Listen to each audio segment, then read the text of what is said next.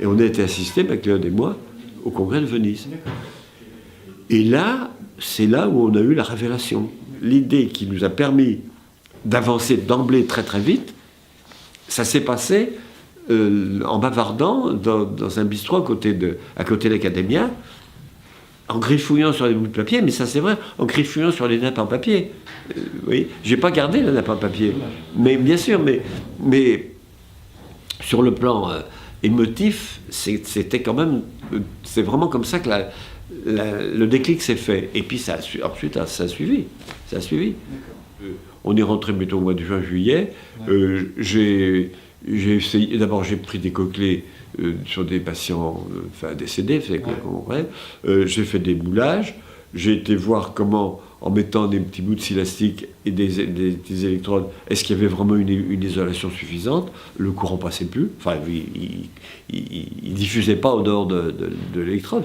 Le problème c'était que 2 électrodes mises comme ça, est-ce que quand on va envoyer de la sauce là, tout le reste va suivre? Non, donc le système avec des petits bouts de scie marchait. Donc comme on savait que, en gros, notamment par les expériences de Blair Simmons, quand il passait des faisceaux, comme on savait qu'on avait des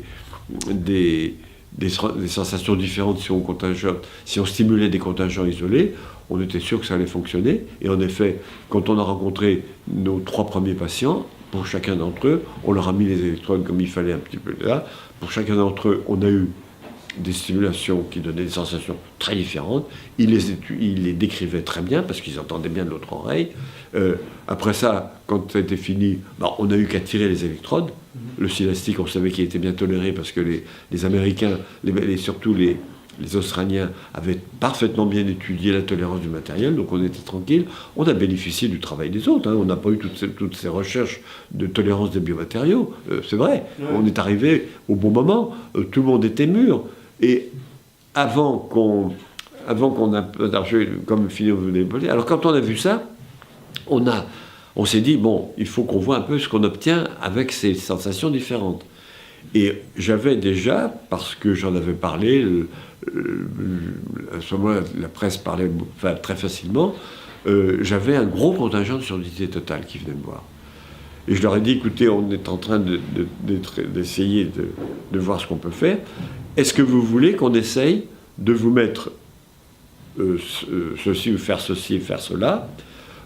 C'est bien toléré, ça ne vous fera pas de mal, mais peut-être que ça marchera. Et si ça marche, à ce moment-là, une fois qu'on aura fabriqué l'implant, vous serez parmi les premiers kits. Bon. Et on a fait ça sur 5 ou 6 patients, je crois, et tous ont entendu des sensations différentes, et tous, surtout au bout de 3 semaines ou 1 mois ou 2, commençaient à avoir une lecture labiale, commençaient à avoir une discrimination sans lecture labiale. Alors du coup, quand on a fait ça, on a demandé à Bertin de nous fabriquer l'appareil. Alors Bertin, c'était un polytechnicien qui avait une aura extraordinaire parce qu'il inventait des tas de trucs, tout et n'importe quoi. Il avait très facilement tous les crédits qu'il voulait. Donc c'était pour moi le bonhomme en or. Ouais. Alors, en effet, aussitôt il nous a mis sur le gars qu'il fallait, le bureau très spécialisé dans l'électronique, et c'est avec eux qu'on a mis au point l'implant qu'on allait implanter. Mais il faut savoir que si au courant soit-il, l'ingénieur de l'époque de Bertin, les microprocesseurs étaient en train d'apparaître. Or, le Ricard en question, il ne les connaissait pas. Ah. Et c'est MacLeod qui lui a indiqué que ça existait et qui lui expliquait qu'il en avait fait l'essai pour voir à quoi ça servait et que c'est avec ça qu'on pourrait faire le truc séquentiel. C'est ça qui est assez étonnant. C'est que c'est MacLeod qui a eu l'idée de chercher les microprocesseurs pour arriver à cette simulation séquentielle qui nous a permis d'éviter tous les bigoudis de Michelson. C'est là où vraiment la multidisciplinarité que nous formions, lui parce qu'il était électrophysiologiste, qui s'occupait de physiologie sensorielle, même si c'était essentiellement l'olfaction qui l'intéressait jusque-là, il était d'une culture électronique et également philosophique, ça c'est un autre problème, d'une culture électronique extraordinaire. Et il disait, il faudrait faire ça. Alors moi, je lui disais, non, ça, on ne peut pas. Puis il me disait, vous pourriez pas faire ça? Alors, je réfléchissais, puis moi qui avais un peu l'habitude d'aller opérer les fractures du rocher, des fractures du rocher avec des paralysies faciales, je connaissais bien le tourbillon, les façons dont on pouvait contourner. Bah, je dis, oui, on pourrait faire comme ça. Et puis, patatras, fin 75, Bertin meurt. Alors là, les actionnaires ont tout de suite compris que les problèmes allaient venir parce qu'on n'avait plus l'aura du patron. Ils se sont désintéressés de l'implant progressivement et sans nous le dire. Peut-être qu'ils n'ont pas pris la décision tout de suite, mais on a quand même mis, pour avoir la deuxième version de l'appareil, on a mis plus de 4 ans. D'accord. 4 ans avec notre bidon d'huile. Ouais.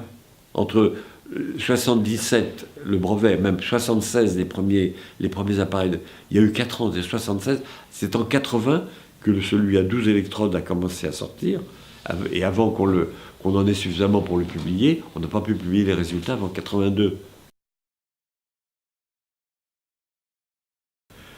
C'est le 22 septembre 76, D'accord. on était tous les deux, Meyer, qui était déjà chef de clinique, moi, et puis une penseuse instrumentiste qui nous préparait les électrodes. Je me souviens plus exactement du cas. Je ne peux pas vous dire. En tout cas, c'était un patient typique, surdité profonde, totale, je veux dire ancienne. Enfin, on savait que ça allait marcher, puisqu'on avait déjà 8 ou 10 patients qui avaient entendu, les 3 qui avaient la paralysie faciale avec la surdité totale de l'autre côté, et puis les 5 ou 6 patients sourds totaux qui avaient entendu avec des fils. Le miracle de l'implant, c'est le système électronique qui permet de transmettre l'information aux électrodes.